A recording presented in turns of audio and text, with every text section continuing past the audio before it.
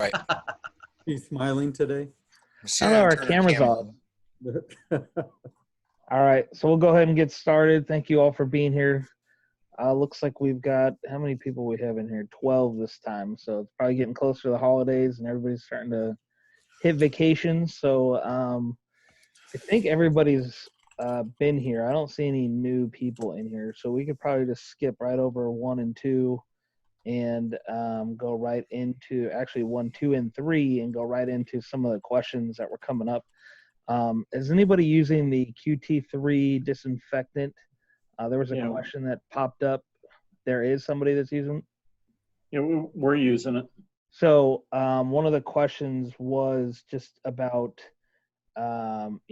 what information can you provide regarding that? If you have an MSDS sheet available, and if we can get a copy of that to we can, but Caleb's the expert on chemicals.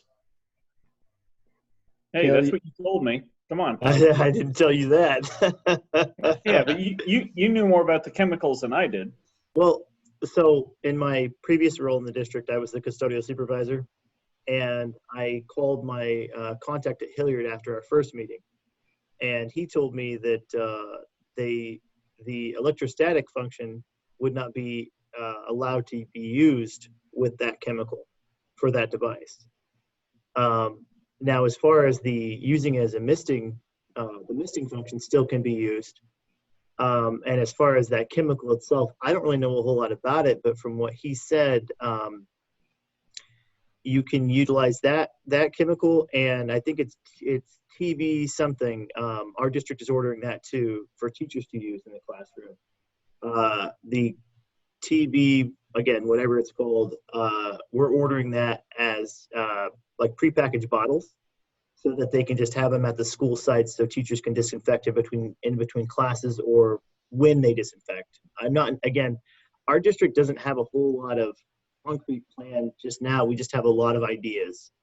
And they had a board meeting last Tuesday where they kind of we put together some big task forces. We came up with some ideas. They presented to the board last Tuesday, and then the board is going to meet this coming Tuesday, and basically something's either going to be adopted or drafted, I would imagine, on Tuesday. But regarding that chemical, that's all the information I had on it, as I said to you on the phone. Yeah, I can get you the MSDS sheet for it.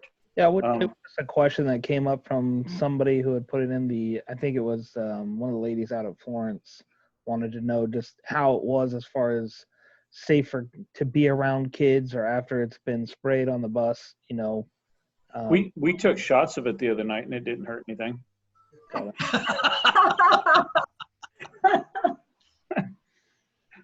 Yes, I'll get you that sheet. They're talking about the chemical for COVID. And he's like, does it hurt anyone? And he's like, well, we took shots of it. So if I'm not mistaken, I think the big draw in that chemical though is the leave time on it, and not necessarily having to have it left on a surface for a super long period of time before it. We were right, Trace? It dried really fast when I used it in that sprayer, and it smells good. It doesn't smell real heavy chemical. It almost smells like Gain laundry soap or something like that. It wasn't like Pine Sol that chokes you. Yeah, not really strong. I think that the biggest piece about that distribution is because it's so fine and because it dries quickly, that helps us to stay on target for our goals. Yeah, we're trying to figure out if we're gonna do the gallon sprayer type things for the drivers, or if we're gonna go more the route of just spray bottles for in between runs, I guess.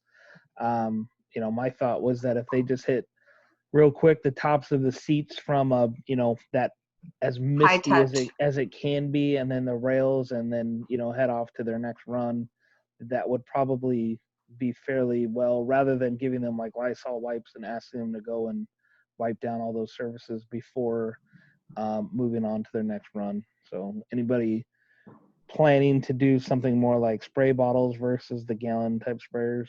Between tiers? We're doing spray bottles.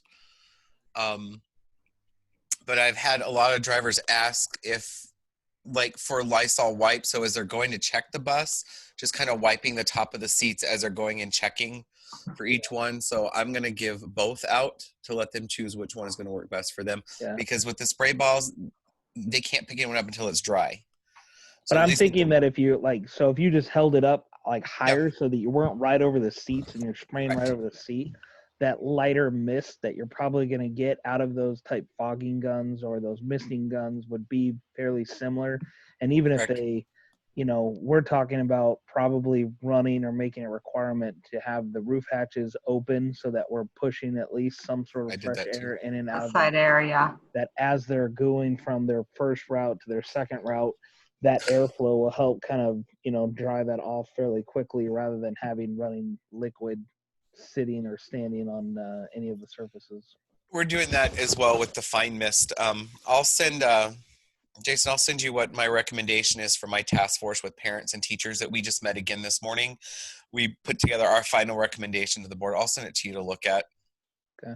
So you can read that too. Anybody else want to share about just some of the disinfectants that they've found or that they're planning to use?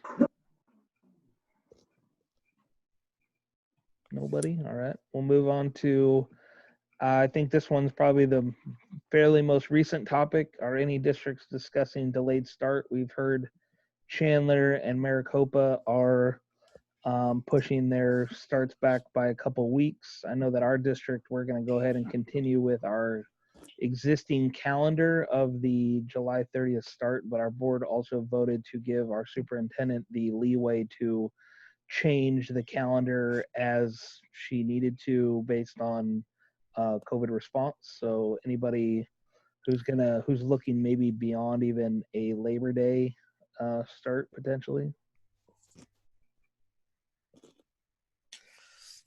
I think things are just going to change dramatically over the next 3 to 4 weeks, just because when you're looking at the last 2 weeks with the number of cases that are being reported and the numbers, I think that's causing a lot of fear and apprehension among a lot of people. So I think we're going to start seeing movement in the next couple weeks if numbers don't drop off. Sure. I saw a news publication from Steve Irwin. I think he's kind of an advocate of public education last evening saying, let's talk about the elephant in the room and postponing the start of school comparatively to March when we chose to pull the trigger as it is to now. So I would agree that it'll be a lot of movement in the next few weeks. Agua Fria has decided they're going to do nothing but online for first quarter.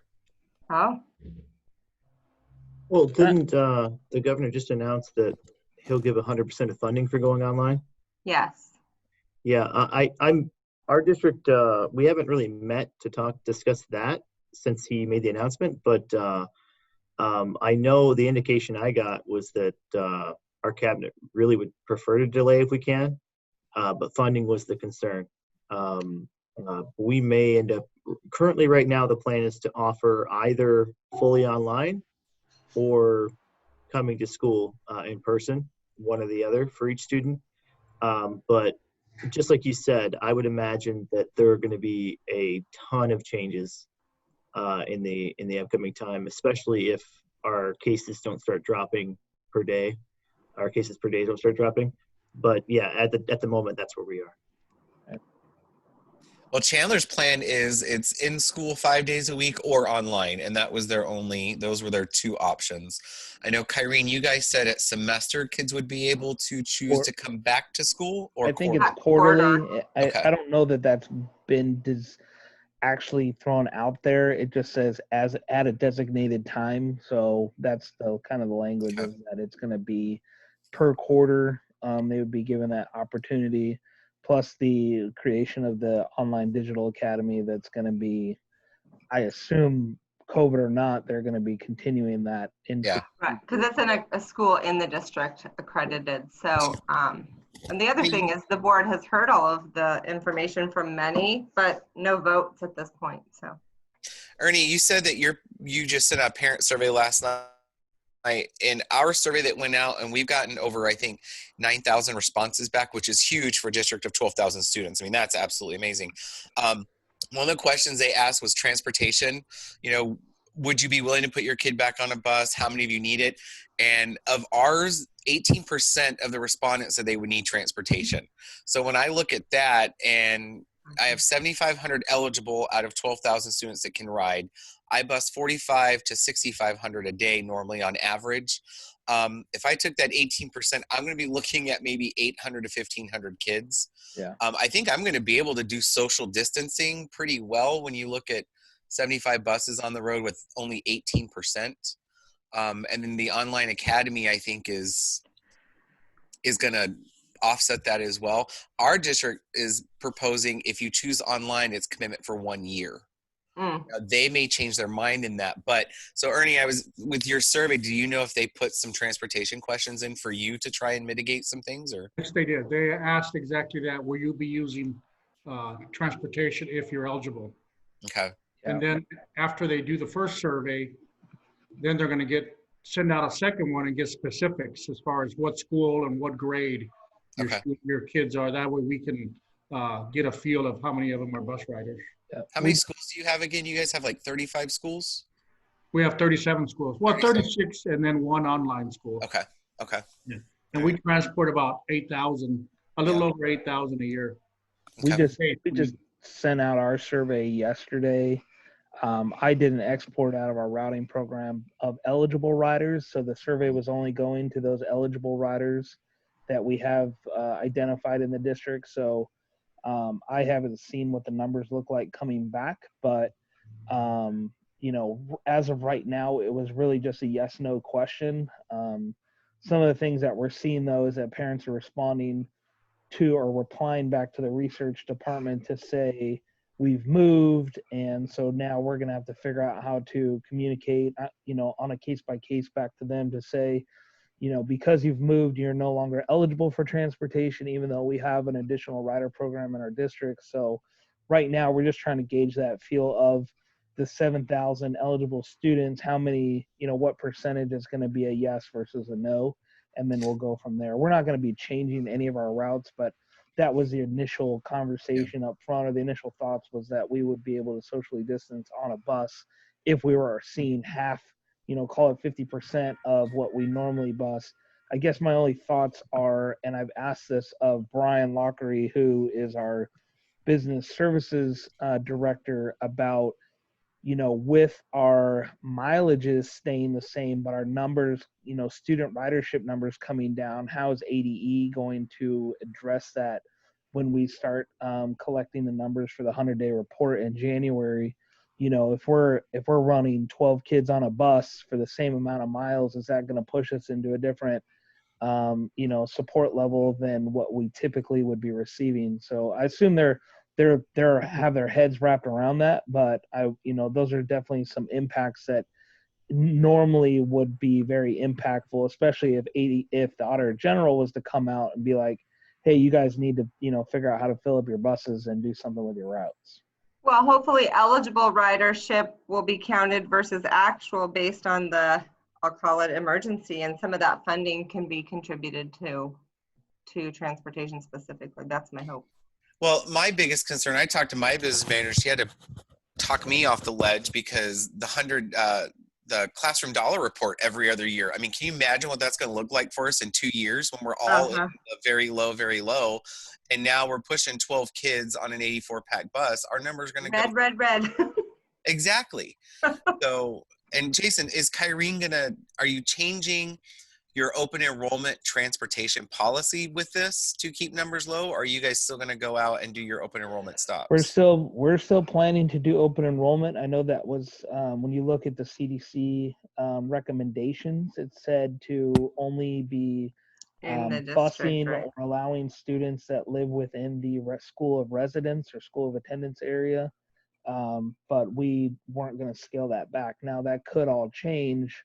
I mean, I don't know how they would change it on the fly or mid-year to say, we're sorry, you can't come to our district if all of a sudden, say, Maricopa, you know, their COVID cases were inflating by, you know, exponentially, and saying we're not going to bring students from that neighborhood into our schools. I don't know. I mean, I think a lot of what we're seeing, at least on our side from our district, is a lot of going to be looking at it case by case.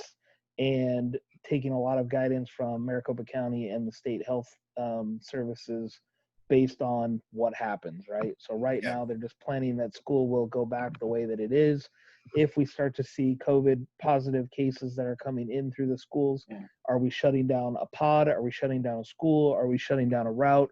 We were just talking That about was what I was just gonna yesterday say. about the thought about that if a case comes positive on from a student or a driver, right, where they test positive, that we send out some sort of documentation or a letter out to the parents to say this route will be temporarily suspended for 14 days and just not running that route for 14 days. I'm sure that'll go over just about like a lead balloon, but the thought is that what I want to do is be able to protect our transport, our office staff, our mechanics, and making sure that they're not being run ragged 12, 13, 15 hours a day, pushing those numbers way beyond the 60 hours allotted for the week, because we have all of these shortages that could potentially start People who aren't returning. Well, or- and you say this route's not going to run for 14 days. I mean, you do a 3-tier system like we do. Do you just Sure. shut that one school Well, down for that route, or does that bus go for all 3 schools that I route? think it's the Exactly. all 3 tiers. we brought that up in conversation yesterday, because I think originally the thought was it was just going to be for that route, but I said don't forget some of these routes do one where they're going out to Maricopa or South Phoenix. Some of them do only 2 tiers, some of them do 3 tiers. So there's potential to impact several schools and up to 100, potentially up to 100 students, depending on how many kids are riding. So Yeah. Okay. Because if you don't do anything, it's like, right, the flip side of that would be, why didn't you take the bus out of service? Why didn't you isolate the driver for the number of days if a student test? I mean, it's such a double-edged sword. right. And I think the big thing is that kids have, and if for some reason they shut down a classroom or a pod, kids are going to still have an online opportunity to learn and move to that piece. We don't have a way for drivers to work remotely. We don't have a way for, and again, we just don't have substitutes. And that was another conversation was, if a teacher goes out with a, positive test, what kind of pushback are they going to get from substitutes trying to get a substitute to come in and teach that class in a positive, COVID positive setting? I mean, Environment, obviously they're going to sanitize it, but just now knowing that they're going into a classroom of 15, 25 kids that have been exposed to that, right? I would assume that that's going to have the similar complications of trying to find substitutes.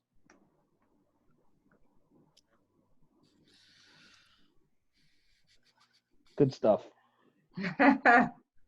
We're also chatty this morning. Yeah. I think we're just all at the fact we're like, is this over yet? It's like, blah, blah, blah, blah. And Jason, yeah, go ahead, Armando. have you heard anything about what happened at Tempe Union?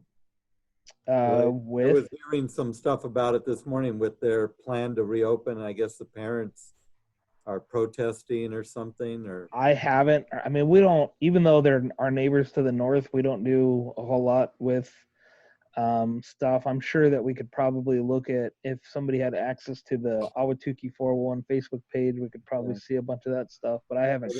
I didn't heard see Sam on anything. here this morning. So I can look. Yeah, I haven't heard anything, but it doesn't surprise me. I mean, right? You're saying that kids can only go to school 1 day a week, and the other 4 days they got to stay home and do an online learning opportunity. I mean, Come on, with the high school level kids, what are they going to be doing in those 4 days? Just saying. right. Right. Well, I'm a parent of a entering senior, and he is going nuts to go back to school. So it's going to be an interesting ride if they postpone it. So with the governor's press conference yesterday, making the recommendation for folks to work at home if they can, are any districts starting to send their full-time staff back home if they can work at home? Have you guys talked about any of that?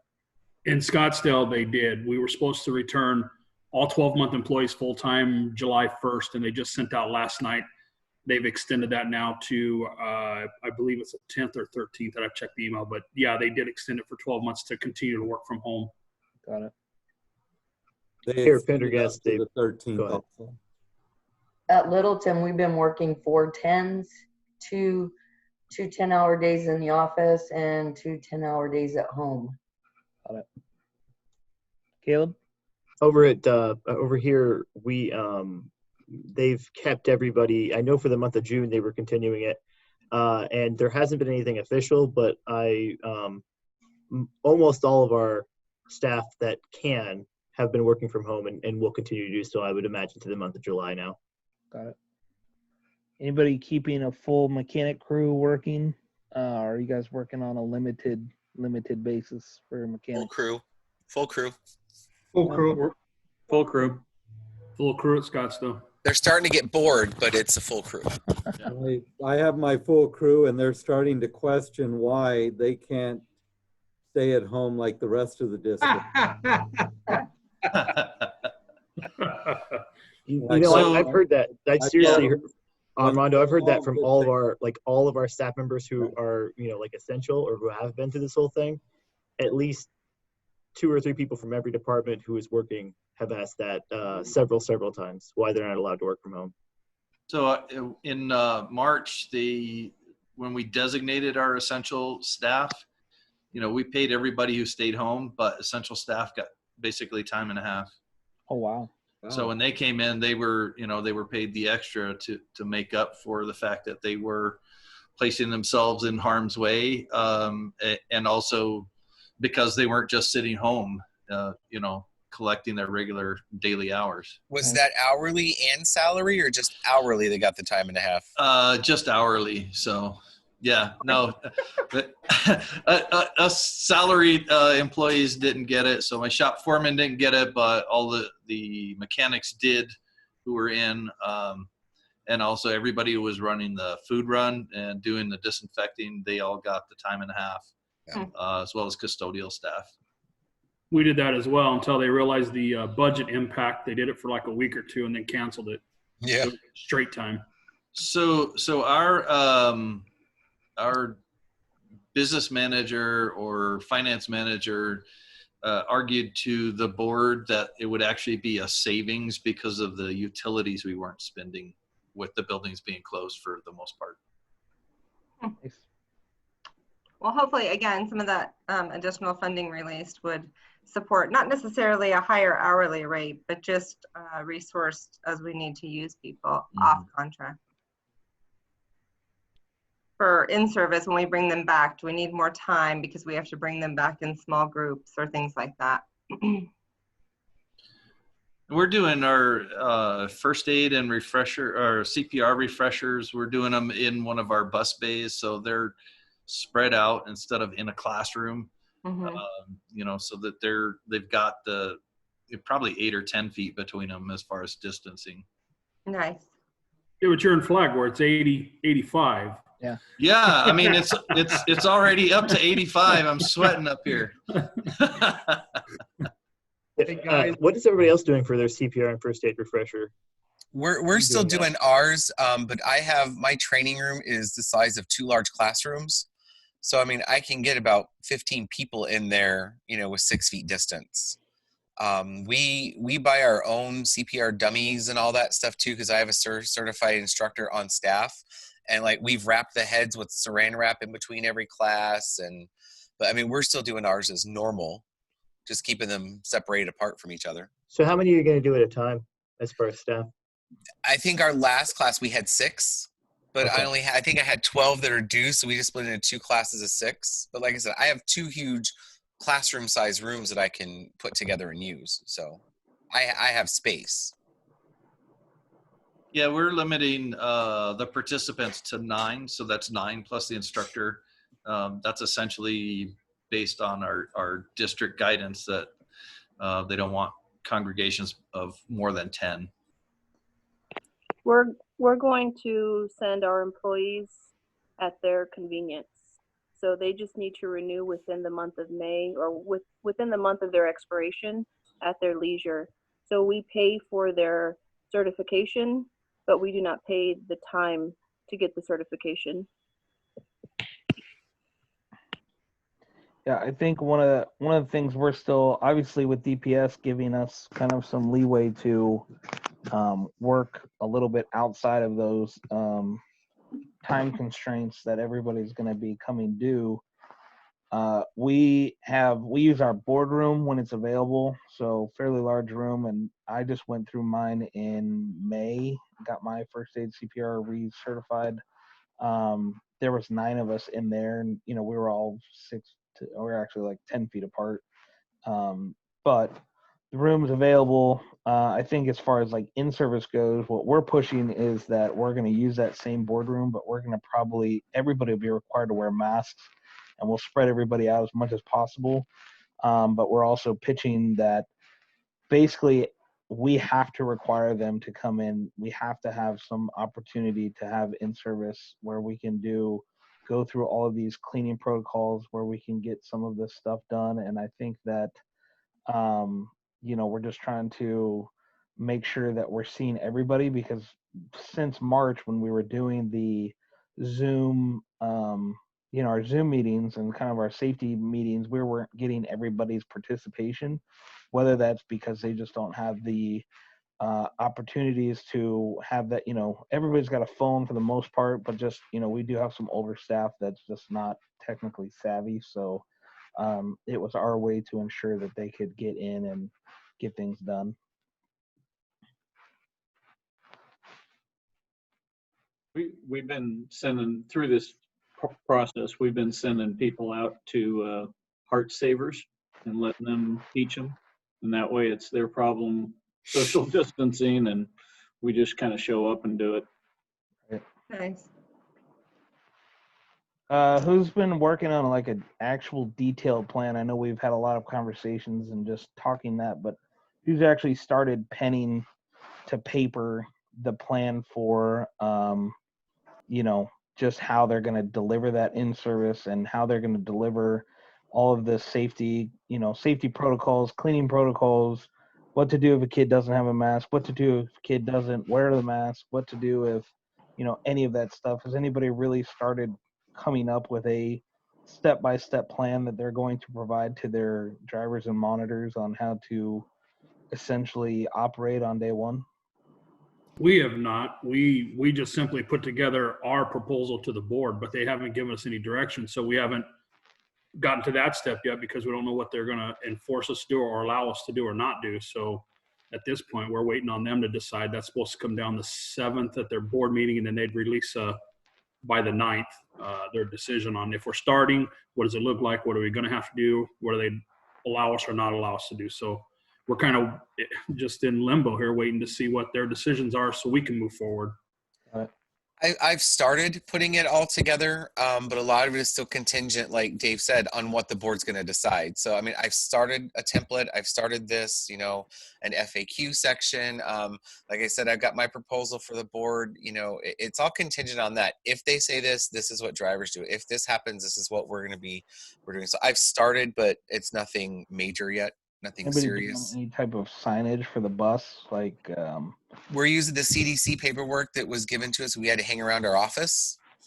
We're just going to put those inside the bus over the driver's head. That's exactly what we're doing. We printed them off. We're going to laminate them so that they last, and put them up on the bulkhead over the driver. I think that's our plan too, Kyrene, put something out pretty specific, and also just within our facility, the social distancing reminders on the ground, and every other computer if they're doing write-ups and things like that, to show our efforts to keep them and remember, safe, Steph, but able to do their work. Steph put something out that came out, I think, Stephanie, about 2 weeks ago. It had like a district guideline, and then it had just transportation. So, I mean, using that's what I've been using as a template, just straight from hers, creating a document on our own to answer a lot of those questions. So, I mean, Steph's kind of got that started for us. Thank you, Steph. And there's a lot of information from that we're using for ours. The board sort of looked at it and didn't decide whether to accept the whole district plan. So they asked us to come up with more details, and we're also meeting on Monday, our whole admin council, which is all the principals and directors and everybody else. And then there's another, I believe, special board meeting where they're going to go over that again to decide whether or not they're going to accept it or if they want to talk about it for another 3 months or whatever they're doing. We actually had a meeting where we went step by step over the trust document, and it's pretty good. I mean, no matter what we do, something's going to come up. It's like the whole, when you do emergency response planning, you plan for this. You don't plan for if Palo Verde blows, because if it does, it's not worth it. We're not even going to be able to activate, the plan at all. You don't plan for every little thing. You plan for the outline of it, and then there's going to be little pieces of it inside that are going to be case by case. We know that. So yeah, you're right. It has to be fluid, right? That's the hardest part about building a plan, because once you build it, you want to be committed to every step. But you have to think differently, because it will be different. Just like we were saying, we're going to remind our staff probably 1 million times a day. We have to be fluid in our decisions and our enforcement of certain bus rules. Not only is it new for everyone, sanitation and safety is the priority, but they also haven't been on the bus for 21 weeks. So understand that. With the Arizona Cares funding now being made available to the schools, how are you guys tracking or identifying and tracking COVID-related costs? I think we talked about this early on. Who's using like a spreadsheet or just a tracking mechanism that, to identify what all the sanitizer, all of the signage, all of the, everything that we're having to do, so that way it does get some sort of refunded money coming back. Has anybody been working on that? When we want to order something and we put our first purchase rec in, if it's a COVID piece or that CARES Act will pay for, they send it back to us and say, put it under this code number. So at least that way we know, but that's really all that we're doing. That's really cool. Tommy, can you share a copy of that or a generic copy of that? What do you mean? Like, can you show us just like a special template? account code is what I'm Is it a understanding. specific Special account account code? code. Yeah, so like, I'll order something and I'll put it over 001 410 2720. Well, then I submit it and it gets back to me and go, redo your PO, put it under this code number 4480, instead, because it's whatever the district So code they're number just they decide. telling you that it should be. Yeah. You're not necessarily keeping a spreadsheet or anything. Yeah, no, I'm not keeping a spreadsheet. They're just saying recode this using this account number. I just didn't know. And that for, way like, they can auditing. they can just run a report using that account number and they know what we spent on CARES. Yeah, I just didn't know for like auditing purposes, having like a full spreadsheet of I bought this and I bought this on this date. This is how much it costs. And these are the, I'm not doing that. Someone at district office probably is, but I'm not. Got it. Our district is doing it by department. So we're tracking our own, anything that has anything added and just submitting it to the CFO. Got it. We're not doing it. In my department, we're not doing anything different than what we've always done. But at the district level, they do what they call a journal entry, and they change and code it to wherever they see fit. Yeah. Sure. Which is better for us. Yeah, you don't have to do the extra work. Yeah. We're doing the same thing as Ernie. Don't have to do anything. So we'll switch down to number 5, update on sanitation protocols. We kind of touched base on this a little bit for those. And I think those that attended the conference, we heard from DPS, sounds like they're going to allow hand sanitizer on the bus. So my thoughts to that, we were just actually having this conversation yesterday. We have a, hand sanitizer on there. Our drivers are going to be expected to take it on and off the bus, or how are we going to secure it? And if it stays on the bus, how are we going to keep it temperature controlled? Because it's going to, get fairly hot in the bus, and then be in the afternoons as kids are pumping hand sanitizer on, is it going to burn their skin or be too hot to the skin touch? Any thoughts on that? We bought the wipes, the hand sanitizing wipes, and the drivers will just get their little bucket and be on the front so the kids can take the wipe. I know we're going to find them all over the floor, but that was my district's decision to do the wipe. So is it like basically like the what's it called? The wet nap. Almost like a tissue box. It's kind of like the alcohol antiseptic wipes that you get where you clean an area and then you can do the shot or whatever. You gotta like rip the wrapper open. Yeah. Yeah, flip the flapper, pull it out, put it on your hand. Like the wipes you get when you go to the grocery store to wipe Like down. baby wipes. Baby wipes. Pretty much baby wipes, but they're Like the the alcohol. ones you wipe your grocery cart with. They pop Correct. up. Yeah. Correct. That's what we're getting. That's the best description ever. He's like, they're wipes. They're just wipes. We're gonna drive ourselves crazy trying to figure all this out. You have no idea. No idea. Anybody else have ideas if they're not using the wipes and actually going to use some type of pump sprayer, or not pump sprayer, but like pump bottle?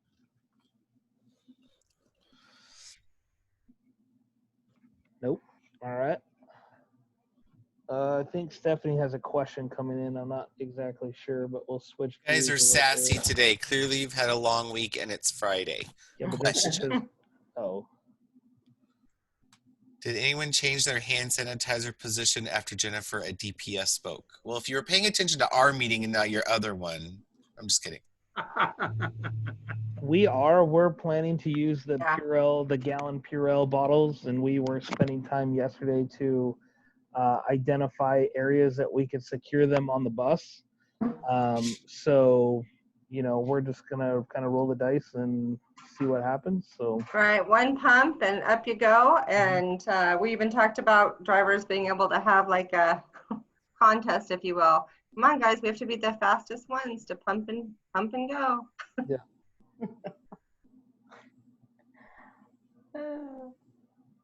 all right. So I want to share a little tool with you guys. I shared this with TA yesterday, and I want to put this out to this group to see if you guys would like this. Rather than sending emails back and forth and, things getting lost and kind of coming late into conversations, whatnot. We talked a little bit about this in the very first meeting about just the idea of a forum. And I don't know how many of you use online forums or have seen them in the past. There's forums all over for just about everything. And a little bit, I mean, if you're familiar with Reddit, it's very similar to how Reddit works. But so we've created a forum that will provide areas of different conversation. And I want to open it up to this group to maybe use for COVID-19 or for administrators. This administrator section is kind of a locked area, but I'll just click on this COVID-19 one so that you guys can see what that looks like. It's basically you start a topic thread and then people can come in and reply to your questions. So, when you think about some of the questions that some people send out in a large group email, this gives us one centrally located place to post questions and have topics like this that we don't always have time for a Zoom meeting, but we can come in, after hours, or if you're sitting at, the bar during happy hour and want to read a thread, there's, threads that you can reply to, whatnot, kind of at your leisure without having to worry about district emails. So I have some other stuff here, one for a place for administrators, place for general topic would be this bus lounge, bus driver training. There's a whole different slew. So eventually we'll open this up for driver or for trainers.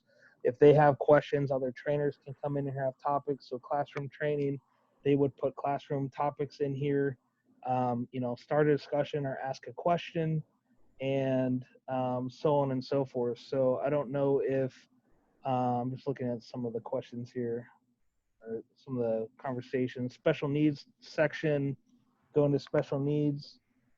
This is what a thread would look like. So special needs transportation forum. Just basically we want people to read this. We don't want them to share names or specifics behind things, but, keep it clean, business appropriate. Remember that we're all representing an employer. They would have to log in, create an account, and, TAA would kind of moderate the conversation, but at least it's not being put on Facebook. It's not being put on, district email or anything like that. It would be in one centrally located place. Anybody have any thoughts about whether you think you would use a tool like this, or if it would be beneficial for others to use? Jason, I have a question. Are you able to track how much usage for example, the TAA website gets? Because that'd be a good gauge of whether we should do it or not. Yeah, and that's one of the things that we're working on as TAA goes, is how to have more resources on that page. And this would be, eventually this would be linked to that. It would basically be like that COVID-19. Actually, if I just go to, I'm going to go to the page here so you guys can see. It would have its own, but can you see the TAA page now? Yes. Okay.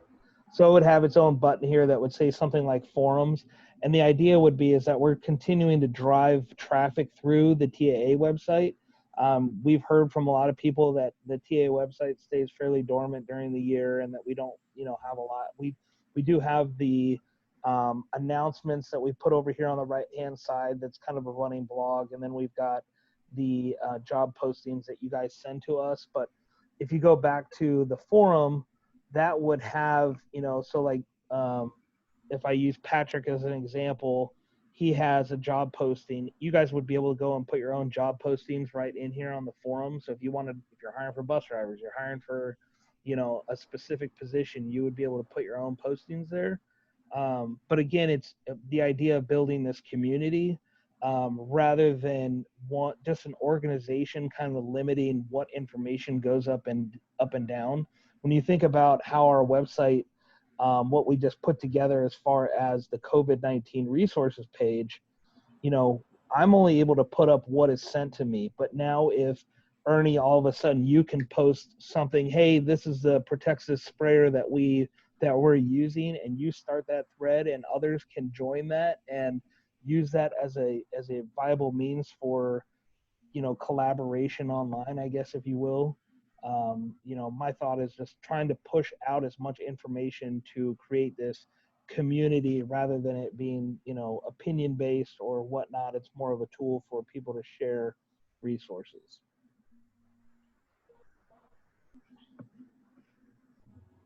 Any other thoughts from anybody that, has experience using forums in the past? Well, it may or may not get a whole lot of activity, but over time it may start to be something that you'll get more and more participation in. I know I've run some small forums before, and obviously you have an audience, and it makes it a lot easier for us to just go there real quick, either look for something or post something without having to wait for a website administrator to put that up. Yeah, and that's what I really like about it is in some of the other forums that I use, the ability to search for a topic or a keyword and it go find all the threads that may have been discussed in the past. So when you start to think about, yes, right now there's not a lot of information on there, but what this could look like 5 years from now that could aid in new trainers or new supervisors or just about anybody, or a hot topic, right? Think about all the emails that have been going back and forth since March about COVID-19. If this was all driven right through this area, there's a whole bunch of different topic threads about, hey, what are you doing, right? How are you responding to this? And, we haven't made it live to everybody yet. And that's why I talked to the board about yesterday about just pushing it to this group just to see if you guys would like to play with it and just we could kind of, have a light opening and troubleshoot through some of the problems that we might have before releasing it to the state. But, I think over time it would definitely, grow some. I'm even thinking up here having a section for DPS that, we heard from them on Wednesday that, a lot of people weren't getting their emails or their memos, that this would be a place where they could come in and post comments or topics about things that they're seeing, right? They put a comment box in there or a discussion thread that says, hey, here's about X, Y, and Z. And they just go and, kind of make their positional stance on what they do along with the email thread that they're sending out. Hey, Jason, what if, just thinking out loud, if notifications were sent out? In other words, everybody who's registered for would get an email. Please be advised, a new notification has been put on the forum. And then that would prompt people to go to it and And Reed, is that already I'm convened? pretty sure there's a way to subscribe to certain threads or certain posts so that you get notified as people are commenting on that. So I'll have to look a little bit more into it to see again how this particular platform of Wix works. But it does even have like a members chat box over here where if you're, people are starting to talk and you want to have like a private message between somebody without having to, send a text message or an email to their district email, you can have kind of a conversation way to converse within the platform. But yes, I agree. We're already looking at ways to try and identify how to reach everybody. We actually had this really good conversation in Stephanie's session that she had during the vendor show, just about how to reach 8,000 certified bus drivers, right? There's 200 plus districts in the state, and we have this really restrictive way of how we communicate to everybody. So I'm thinking, do we figure out how to ask trainers to provide a personal email address for each certified driver and have DPS kind of keep that as a running log so we have a way to communicate with everybody? I don't know. I think just, as it continues to grow and be a place for Arizona information related to school bus transportation, that will give more and more people that reason to go back to the TA website. To get to the forum, we continue to put information that we want up there as far as, content coming from TAA on the webpage, but also, just like I said, trying to find a way to continue to provide tools for the state. That's really what it boils down to. Because think about the email that you originally sent out, Ernie, to get this all going, right? You're asking these questions, but everybody who was not included on that thread didn't get to see the conversations and those comments going back and forth. If you had posted that initial question here in this forum, now people are able to go and see the history behind that and see all the comments that have come, kind of go back and forth. How much more beneficial and helpful is that for people that may not be willing to jump into one of these Zoom meetings, may not be maybe too shy or maybe too proud to ask a question for fear of sounding, dumb, for lack of a better word, and just trying to, I've learned so much just in my personal life about how to do things, how to build things, how to change things, through these forums and without even, or just asking a question. So that's just my thought of how to include everybody. Jason, Yep. and to piggyback on that, I mean, I'm a fairly new director myself personally, and when I was brand new, I'm just saying it would be really cool, would have been really cool if there was some place with just a wealth of knowledge that I could just dig through all of your guys' processes and procedures. That's what I'm looking at it as. Yeah. People come on board, they'll be able to look at that and just go back and see what everybody's doing with everything. It's a really good idea. Yep. I appreciate that. So what I was thinking was I would just send this link to everybody with kind of a re-explanation, because I understand that there's a lot of people missing that have attended the last couple sessions of this, but want to, make it available and just start, log in or, sign up, and we'll just start using it, right? Just even if you have one question that just goes in there, it just starts that conversation, and we can all just kind of start to use it a little bit. I know as a forum king, I used to do the school bus fleet forums years and years and years ago. That's how I first met Jeff Walker, when he was just a young kid trying to even know what a school bus was all about. And he was back east somewhere, and we would talk back and forth on the school bus fleet forum. So I think it's a really good tool that we can use here in the state. And you did a good job, Jason. Thank you. So we'll open it up just to open discussion. If anybody else has anything that they want to ask or discuss outside of that, I'll add, and then we'll add to the adjournment. Just want to see if anybody wants to do any meetings in July. I don't know that we need to necessarily have them every week now. We might be able to start going to once a month or maybe 2 for the month of July as we get going. I'm open to hosting all 4 if you want them for the month of July, but you know, we can just go from there. Anybody with open discussion? My first thought, Jason, is next week for sure, no meeting, because Sure. it's 4th of July week. And my personal feeling is at least every couple of weeks, unless we have some hot topics to discuss. Sure. I like this. It's kind of like when we used to all get together at TGI Fridays and meet all the Phoenix area directors. So I like this forum and setup that we've got going here. Do Fridays seem to work? I'm just thinking, as far as once the school year gets going, is there, would Fridays, if we said carved out an hour's worth of time around midday, would Fridays work best for everybody if we put these on just a continuing calendar for the rest of the year? Depends on what you mean by midday, because Fridays for us is like early outs.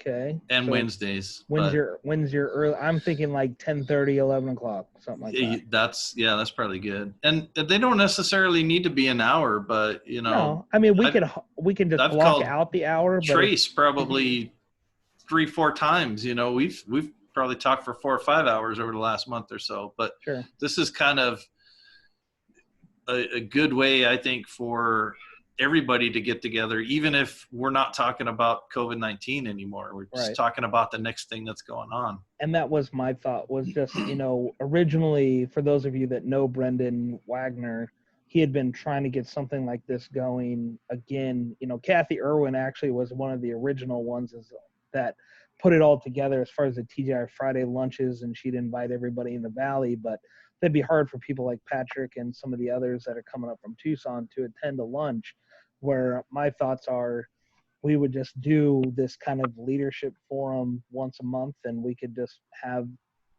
general discussion for 30 minutes to an hour. It doesn't have to be an hour, I agree. Just a way that we could record the conversations, keep posting them up to YouTube. I think they're valuable to everybody, and just kind of go from there. So we could do them like the third Friday of every month, just so it's on everybody's calendar, and just keep them going. I just like seeing Trace and losing his hair and catching up to me and Ernie. I'm trying. You guys have all the wisdom, so I figured that was the way to do it. I'll wear a hat next time. Anybody that Fridays do not work for? I do think during July we have to do a couple. It's just a matter of each individual's feelings, how important this is to them. Sure. I'll use myself as an example. I have Fridays off, but this is important enough to me to work my schedule around this meeting so I can be part of it whenever possible. Sure. So I think if Fridays is what we started with, we should leave it the same unless we get a majority vote that it's not a good day. I'm good with Fridays, and we can always adjust it. Trace, you had some thoughts? No, I just think through July and when all of the changes are happening, we probably should keep it at least twice during July. And then, once things settle down, then maybe once a month is great. Yeah. So why don't we look at like maybe take a couple week break and we reconvene the 17th and the 24th? You think that would be fine? Sure. So those are back-to-back Fridays, the 3rd and 4th Friday of the month. So I'll set up a couple meetings, and then we can, after the 24th, we can get one going for like the 3rd Friday of every month going forward. And probably, we'll have more board feedback of what our school boards are expecting. Sure. Without, a whole lot of I would major imagine, changes. Yeah, I would imagine the 17th would be a fairly chatty group on the 17th. So. Yep. All right. Well, I'm happy to put those together and continue to host these. I think they've been really productive. I want to say thank you to Ernie for kind of getting the initial conversation going via email, and just kind of maybe forcing us all to come together and have these conversations. So And appreciate everybody. Like Ernie said, you know, I know a lot of you are off on Fridays, including myself. So just being able to come together and have these, I from what I've heard, they've been very valuable for those folks that want to go back and watch them on YouTube. You know, they've heard something, it's been valuable to them. So appreciate all of your guys' time. Just so you guys can know, if I happen to miss a meeting, I go back and listen to it for two reasons. One, to gain the knowledge, and the other one is to make sure you guys aren't talking about me. Oh, dear. You guys are awesome. Thanks a lot, Jason. You're the one who made this work. You're And welcome. it's great. You're doing amazing work. And speaking in behalf of the group, we truly appreciate you. Absolutely. I was thinking the exact same thing. Thanks, Jason. Happy to be a part of Second it. that. I think all of us collectively are doing some really cool work. So I'm happy to be a part of this industry and kind of working through this time. I know it's a challenge for all of us, but you know, we're going to get through it one way or the other. So We have to. Yeah. I Together. think it's good just so we know that we're not the only ones losing our freaking minds. yeah. Well, from what I can see, it looks like Armando and Trace and Ernie have some catching up to do to David. So Yeah. I got you all beat. yeah, There you go. Sean's ahead of the group. That's right. I'm fast though. No lag up there. There you go. All right, friends. It's good seeing All you. right, guys. Have a good Have a holiday great weekend. We'll see you on the 17th. All right. Thanks, Have a great Jason. weekend. Have a great 4th of July. No problem. Yep. You too. You too. Bye-bye.